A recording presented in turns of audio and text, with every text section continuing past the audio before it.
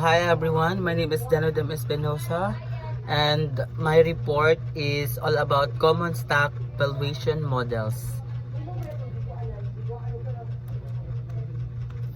So, common stock valuation models. Common stock valuation can be done either through absolute and relative valuation models. So, ang common stock valuation daw sir is nagkuan siya sa absolute sa mga kanang relative lang siya nga models. For examples, nag-focus siya sa lesson kung unsa ang valuation methods since mga gyud na ang common use sa mga companies. So, let's proceed to absolute valuation model. So, dividend discount method number 1 or DDM. One of the most basic absolute valuation models is dividend discounted method, which determine the worthiness of business based on the dividends paid of shareholders. So, ang DDD stands for dividend discounted method. It's all about the para ma-determine niya sir ang worthiness sa business kung unsya sa nag-paid sa mga shareholders. So for example, mga companies nga stable lang, mga predictable nga mga dividends, so nadira ang mga type of valuation method. So diri ata sa dividend per share. So as you can see guys, 2012, 2013, 14, 15, 16, 17, dividend is also na siya. Dividend per share ha, share ni siya 0.5, 0.53 more, and 2017 is 0.64. Earning share is morning na earn niya. So ang diri sa dividend share is mo ni siya ang percent. Ang earn niya 4 pesos, 4.20 pesos na yung mga point. So let's proceed. Number 2, discounted cash flow method or DCF.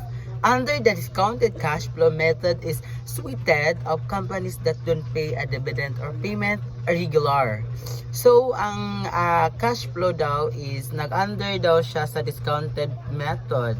So when we say suited companies as dili sila gabayad sa dividend or dili sila gabayad sa regular payment.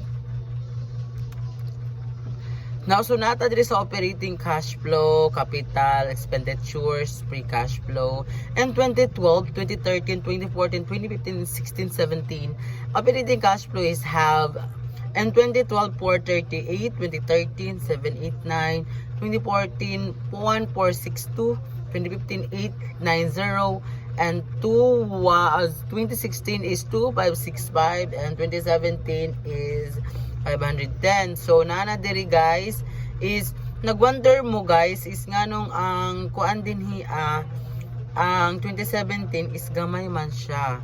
So ko kabalo ana guys. So based on example, the business shows that increasing positive operating cash flow but a high capital expenditures indicate that the firm is putting back a lot of cash into the business support its operation.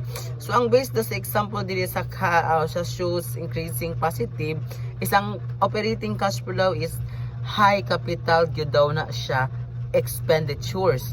So na-indicate na nga ang mga firm is nagputting back o kadaghanan sila sa mga kwarta o business para masuportahan nilang operation sa business, sa increasing positive.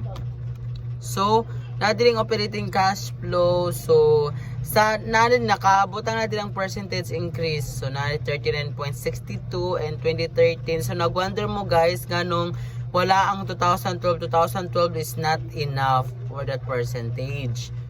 So mura man siguro ni. So thank you madlang people.